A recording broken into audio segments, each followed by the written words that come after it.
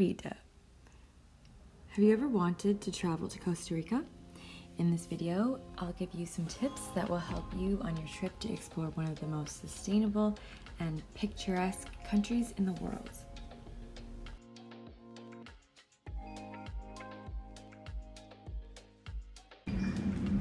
Ladies and gentlemen, boarding all roads, all passengers, all group members for San Jose, Costa Rica, please have your passport, your boarding pass, and your QR code out.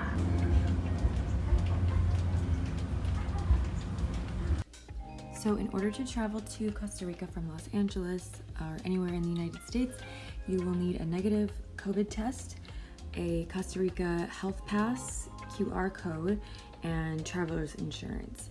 This is optional, I believe. They never questioned me for that.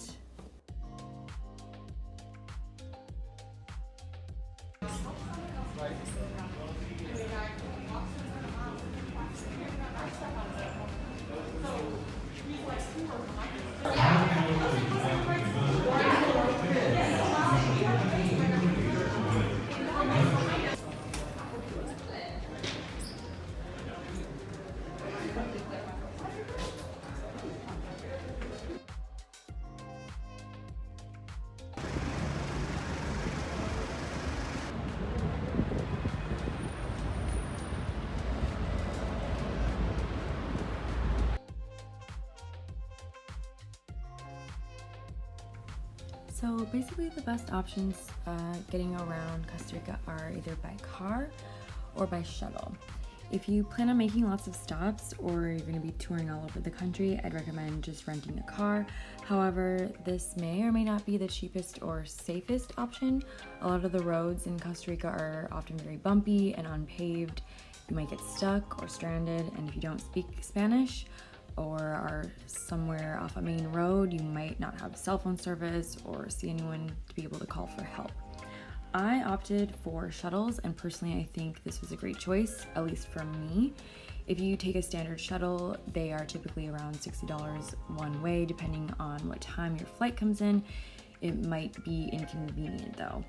A lot of the scheduled pickup times were 8 or 9 a.m. or like 3 p.m. I flew into SJO in San Jose, so it was about a 2-hour and 45-minute drive to Monteverde, and I just wanted to get to the hotel as close to check-in time as possible. So I took a private shuttle to Monteverde for $140, and this way I was able to make stops if I needed to.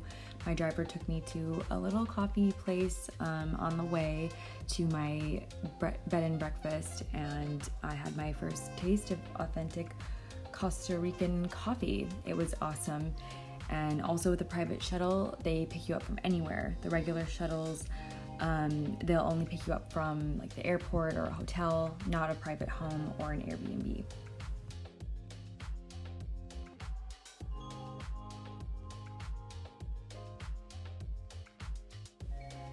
Also, a lot of places don't have an actual address, and signage is very limited, so if you're driving and you're not familiar with the area, you could very easily end up getting lost. My first 2 shuttles were arranged by the B&B, but my last shuttle to Liberia Airport I booked through mydaytrip.com, and it was $114 from Tamarindo to the airport, which is about an hour drive. You can also take Uber. I think that's more common in like the city. I'm not sure if it's in like the beach, more of the beach areas.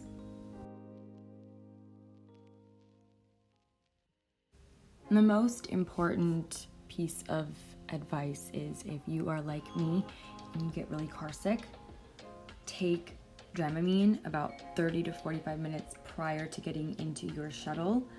There's a lot of bumpy roads and twists and turns in those mountains, and I was miserable on the way to Monteverde, like so miserable.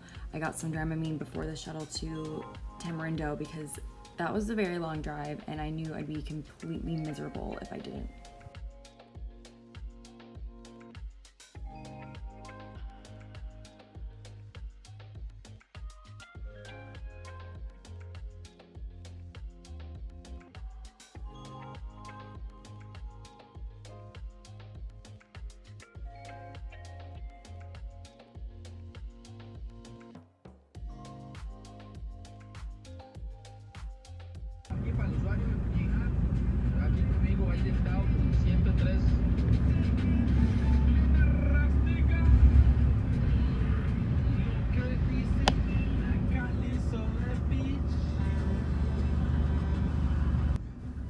So like this part was fairly fine for me.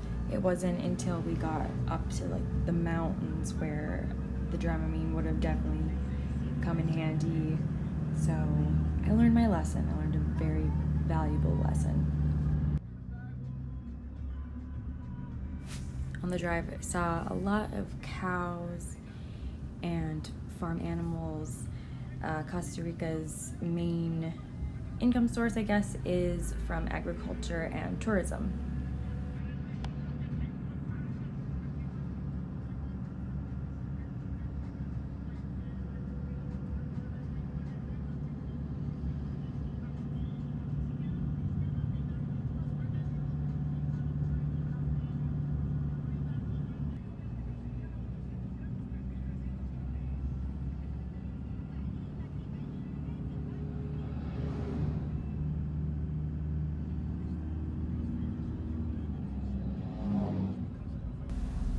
So yeah, this is the part where I start getting very nauseous.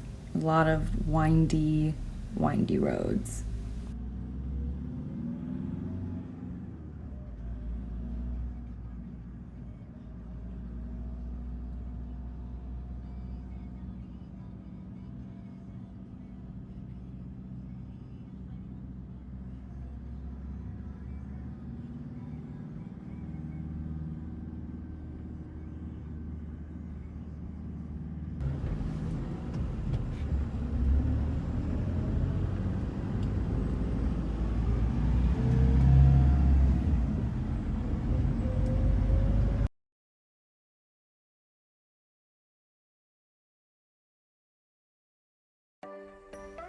Okay, finally made it to Monteverde.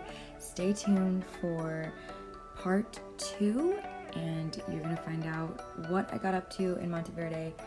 So thanks for watching this video, and I will see you next time.